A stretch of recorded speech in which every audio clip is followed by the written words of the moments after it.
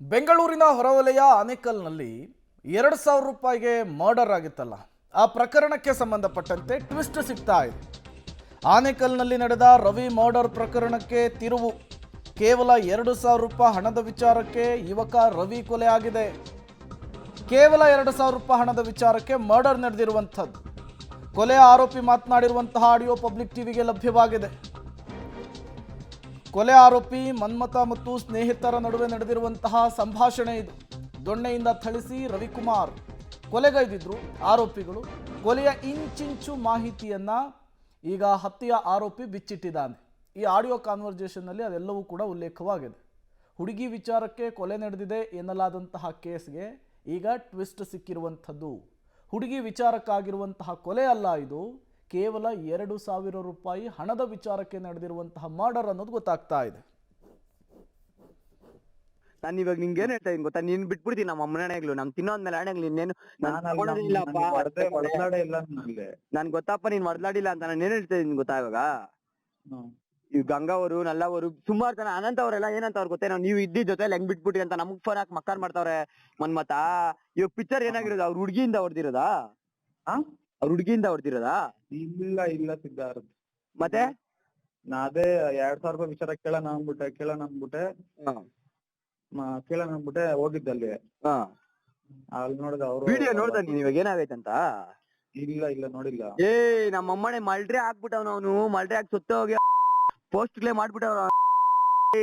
Bloom TV ಅಲ್ಲೆಲ್ಲ ಲೇ ನಮ್ಮ ತಾಯಿನೇ ಲೇ ಸರಿ ಸೈಕ್ಲೇ ಏನ್ರಲ್ಲಿ ಹೊಡೆದಿದ್ದು? ಅಲ್ಲೇ ಇದ್ದಿದ್ದು ರಿಪೀಸ್ ಅಲ್ಲಿ. ಯಾವ ರಿಪೀಸು?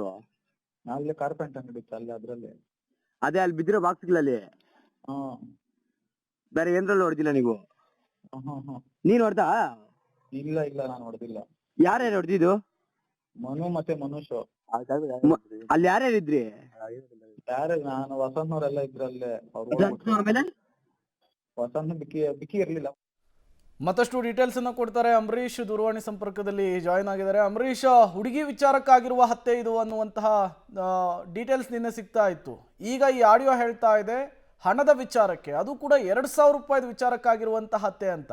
ಏನೆಲ್ಲ ಡೀಟೇಲ್ಸ್ ಸಿಗ್ತಾ ಇದೆ ಅಂತ?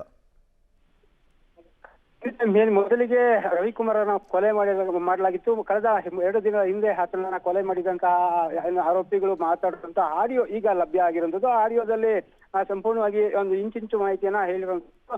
ಅಂದ್ರೆ 3 ಜನ ಹೋಗಿ ಬೈಕ್ ಕೊಲೆ ಮಾಡಲಾಗಿದೆ ಅಂತೇಳಿ ಹೇಳಲಾಗಿರುವಂತದ್ದು. ಆದ್ರೆ ಈಗ ಪೊಲೀಸರ ತನಿಖೆಯಲ್ಲಿ ಮೊದಲಿಗೆ ಯುವತಿಯ ಬ್ರೇಕಪ್ ಆಗಿತ್ತು, ಆ ಹಿನ್ನೆಲೆಯಲ್ಲಿ ಈ ಕೊಲೆ ಆಗಿದೆ ಅಂತೇಳಿ ಸಂಖ್ಯೆ ವ್ಯಕ್ತಪಡಿಸಿದ್ರು. ಆದ್ರೆ ಆರೋಪಿಗಳನ್ನ ಈಗ ವಶಕ್ಕೆ ಪಡ್ಕೊಂಡು ಬಂಧನ ಮಾಡಲಾಗಿದ್ದು. ಆರೋಪಿಗಳು ಈಗ 2,000 ರೂಪಾಯಿಗೋಸ್ಕರ ಈ ಕೊಲೆ ಆಗಿದೆ ಅಂತೇಳಿ ಹೇಳ್ತಾ ಇರೋದು. ಆರೋಪಿಗಳಾದಂತಹ ಮನುಷ್ ಇರ್ಬೋದು ಅಥವಾ ಮನೋಜು ಮತ್ತು ಮನ್ಮಥ ಅಂತೇಳಿ 3 ಜನ ಆರೋಪಿಗಳನ್ನ ಈಗ ಆನೇಕಲ್ ಪೊಲೀಸರು ಬಂಧನ ಮಾಡಿದ್ದಾರೆ.